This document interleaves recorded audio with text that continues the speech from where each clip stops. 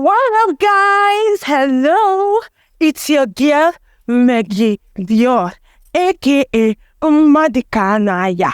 So come with me as I show you the reasons why I love Italy. So guys, on this journey, I am going to show you the food, the culture, the traditions of Italy. And not only that, there will be so many fun moments, some games, some quits. It is going to be very, very fun and very, very interesting. Something different you have never seen before. So stay tuned with me. The fact is that I love Italy so much. Why? Because I've lived all my life here, from kindergarten to elementary school to secondary school up till now.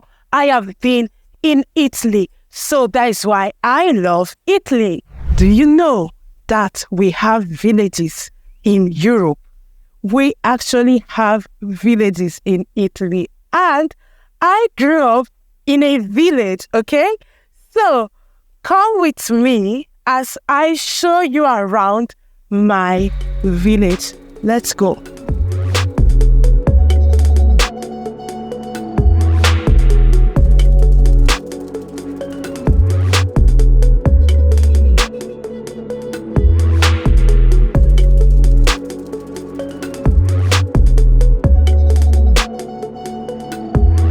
This is my village. So I've been living in this place, or better still, I lived in this place since I was a little girl. My family was the first black family that came to live in this Pontefalcino back in the days 1999. When I was 3 years old, that is when we came to live in this place. Now we don't live here anymore. I actually live in London now, but I decided this summer to come back to my roots and show you guys around.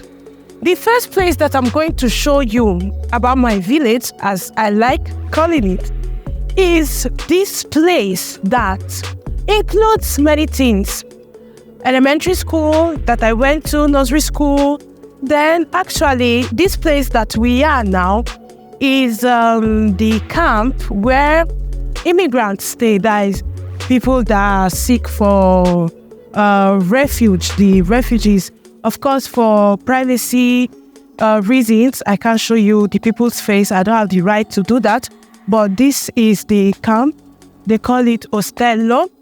Then here we have a monument that we did in elementary school. It represents a tree and the beautiful village Pontefalcino.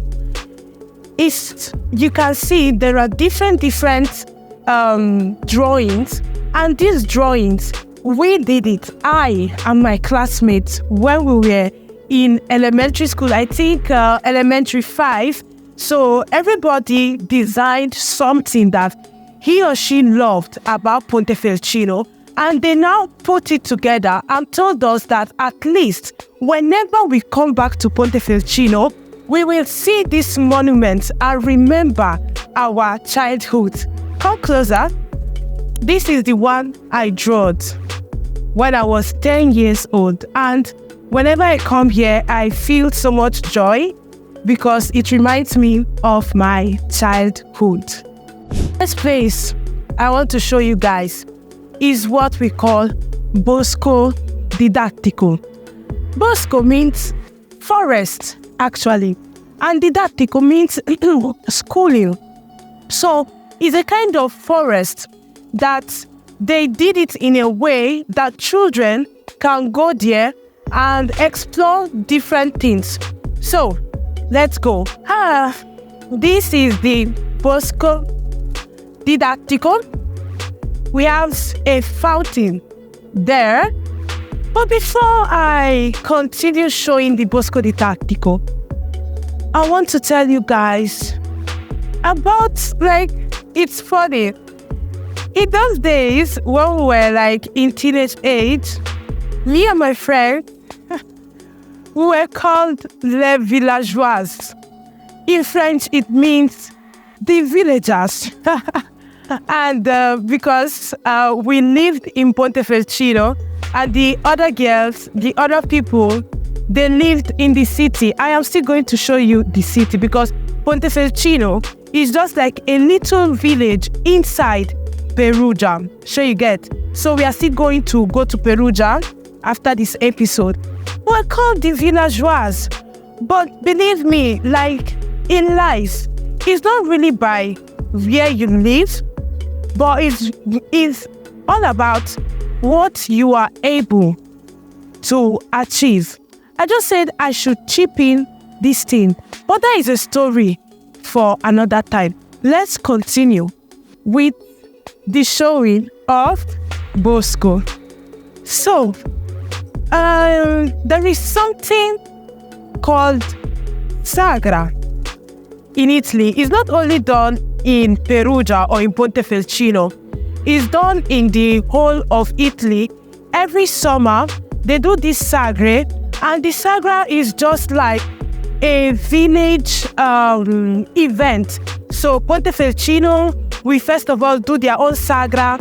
When Pontefelcino is done, Villa Pitignano will start. Pontevalcepi will do their own. Sometimes they will call it Sagra della Patata, Sagra del Pomodoro. It's just like, let me call it New Yam Festival or any kind of food festival. They are actually celebrating food, and it's always done in this period because we have a good weather. We are actually in summer period. But unfortunately, they don't do it anymore here in Pontefelcino. They do it in other villages, but in Pontefelcino here, they don't do it anymore. And actually, this area, exactly this area, that is where they normally do the Sagra. In the area, that place, I'm going to show you guys later. They normally prepare food outside. Everybody will be eating. And inside this bush, they normally mount like a club inside the bush, and everybody will be here dancing. Unfortunately, they don't do it again, but I would have really loved to show you guys. Don't worry, even if I don't show you Pontefelcino on, I will show you other villages on. But believe me, in those days, during my teenage age, oh gosh, it was so funny. And many things used to happen in those Sagra. We used to explore. Me, I no join, no. Me, I no join. Other people, they used to explore new things. People, I'm not saying it's good, but I'm just gisting you guys. People that started smoking from this Sagra. People that lost their virginity in this Bosco Didattico during the Sagra, like plenty things. And see this place. I just remember this place. I took a picture in this place during my secondary school time. See the picture. Yeah, this is actually me and my friend in those days. I can't show her face as usual for privacy reasons. Yeah. So let me show you another part of this beautiful forest, Bosco Didattico. As you can see, this is a cherry tree. The real cherry, because in Nigeria, what we call cherry is udala. Please, udala is not really cherry. We just decided to give it an English name and call it cherry. But the real cherry is this one. And this is the tree. It hasn't come out yet, but very soon it's going to come out. So I just wanted to show you guys the cherry tree. They have different trees of fruit and other stuff. This is albicocca. Albicocca. Later, I will buy the albicocca and show you guys. Albicocca is actually a fruit we don't have in Nigeria. So this is the tree of the albicocca, or the fruit sweet. Oh, the albicocca is so sweet. The name of this village, as I said, is Pontefelcino. And guess what? Ponte means bridge. So the name of this village is given because of the many bridges we have here. There are many bridges because of this river called River Tevere that flows all through Pontefelcino in different parts. So they needed bridges to connect the different parts, and that is why they constructed many bridges. And from there, we have the name Pontefelcino. Unfortunately, the river has dried up a lot in this zone. It has really dried up. But my teacher in those days told me that they normally come here to bath inside the river, just the way we do it in Africa. Though it has passed a lot of time, because this my teacher, she's in pension right now. She should be in her 80s. So I'm talking about like 60 to 70 years ago. They normally come here to take their shower inside the river. Hello guys, good morning, good afternoon, good evening, depending on the time you are watching this video. You guys know I love Italy and we'll still talk about that. But for a second, I want to introduce something to you guys, okay? Let me reintroduce myself once more. So, my name is Uchechukwu Margaret Emelife, aka Megghy Dior, aka Madikanaya. If you don't understand Igbo, get your Igbo friend to translate it for you, the meaning of Madikanaya. So today I want to talk about these books, okay? These books written by the one and only Pastor Maxwell Emelife, the founder, the general overseer of Glorious Gospel of Christ Ministry. So, I want to introduce these books for you. But before I start telling you the names of this book, let me read the introduction for you guys. So, Pastor Maxwell Ezechukwu Emelife hails from Anambra State in Nigeria. He was brought up as an Anglican, but because of the call of God upon his life, he wanted to read technology in the Anglican College. He was, however, discouraged by his parents, Mr. Christian, may he so rest in peace, and Mrs. Margaret Emelife, that is his mom. He so went into business in Lagos, Nigeria. When God opened the door of traveling to Italy, he used the opportunity to fulfill the vision of going into the ministry and serving God. Pastor Maxwell Emelife has successfully headed the call of God upon his life and fulfilled the vision of being a fulfilled businessman as well. He is now the general overseer of Glorious Gospel of Christ Ministry International, Italy, and also a successful businessman. And he is happily married with Cecilia Emelife, and the union is blessed from 3 children, Chinelo, Margaret, and Victory. We have books like Discover, Recover, and Preserve Your Glory. We have books like Speaking in Tongues by Pastor Maxwell Emelife. We have books like Elements of Divine Revelation. We have books like the books plenty. We have books like Sure Way to Good Success. And see guys, especially books like this that has to do with success that my dad wrote, believe me, buy the book. It's going to help you because, believe me, I'm not saying it because he's my dad, but that man, my dad, Pastor Maxwell Emelife, he's a real example of success because it's not easy for a young guy in those days to start from scratch in the village, in Nando, in Otuocha, from Otuocha to Lagos, from Lagos to Italy, and get to the level where he is now. So, my dear, this is not like all those people where we say they sell book concerning success, right, in the streets, but they have not succeeded. This man has succeeded. I don't want to say much, but believe me, this man has succeeded. So it will really make sense for you to buy this book, most especially this one, Sure Way to Success.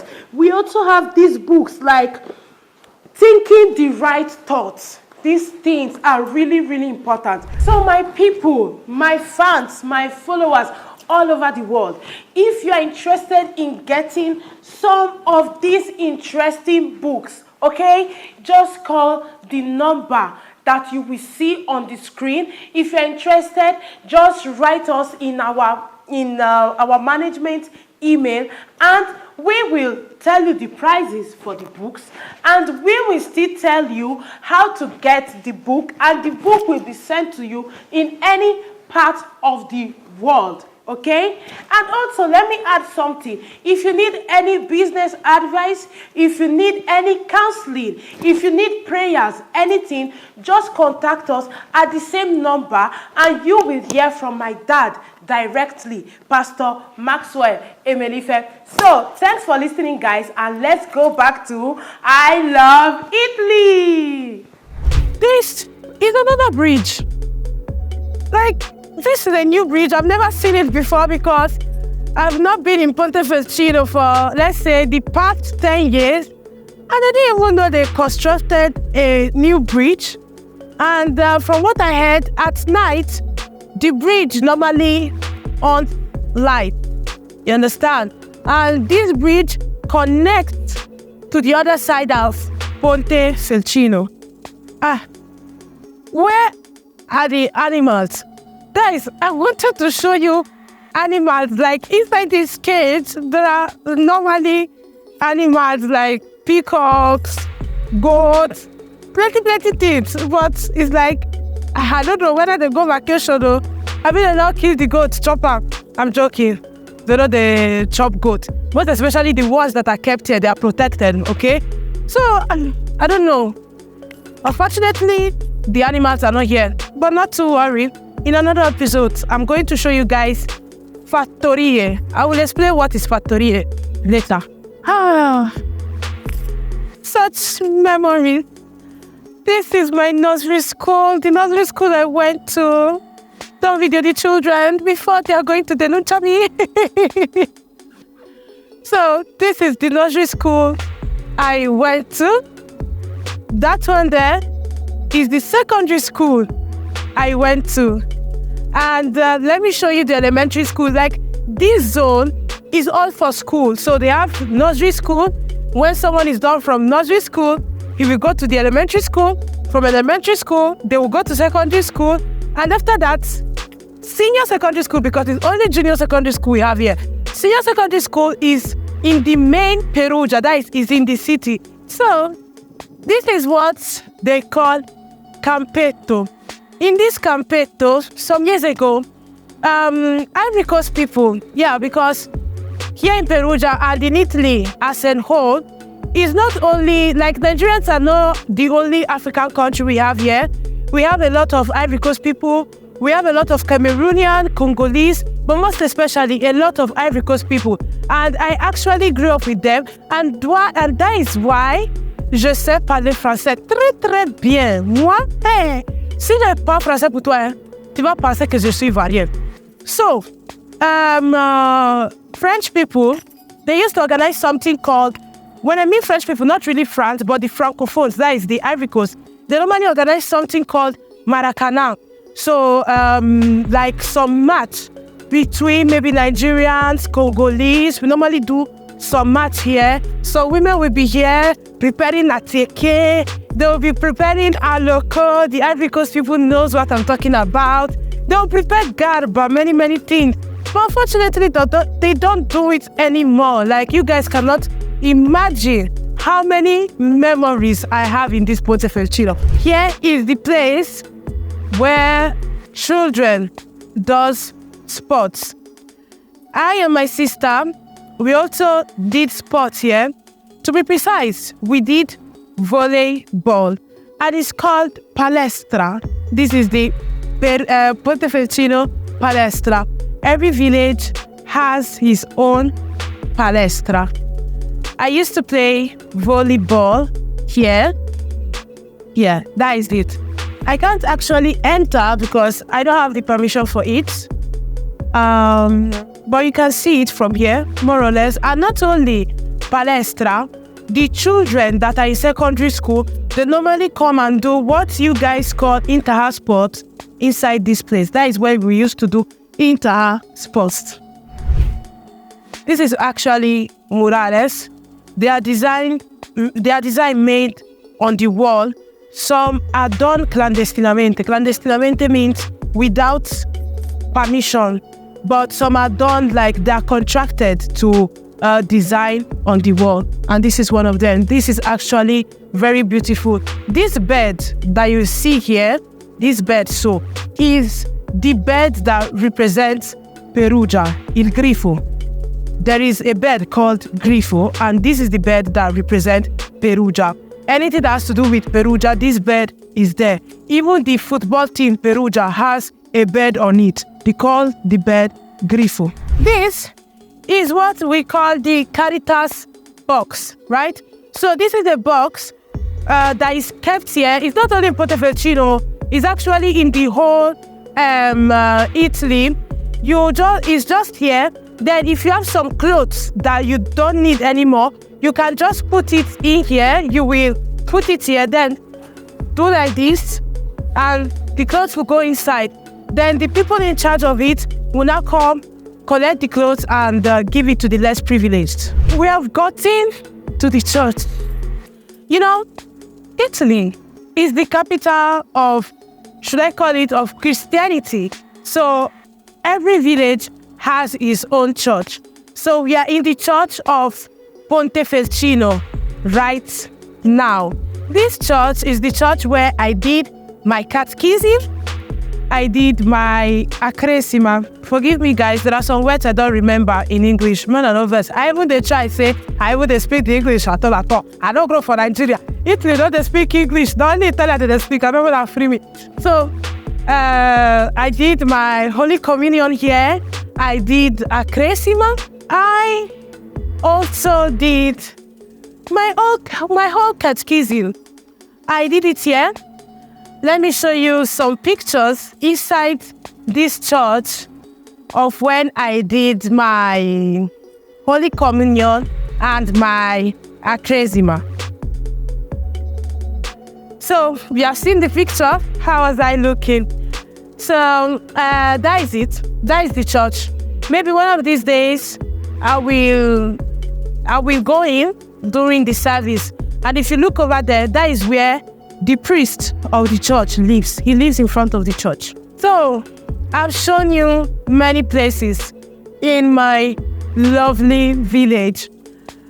Maybe some other time we can still come back and I will show you more places. But for today, we are done. Thanks for watching. Don't forget to follow my YouTube channel. You can see the name on the screen. And also, don't forget to support our work. In my GoFundMe, you are going to see the link below under the video. If you like what I'm doing, if I'm entertaining you and you think that my videos are interesting and you want to support me, please support me through the GoFundMe. I love you guys. Mwah.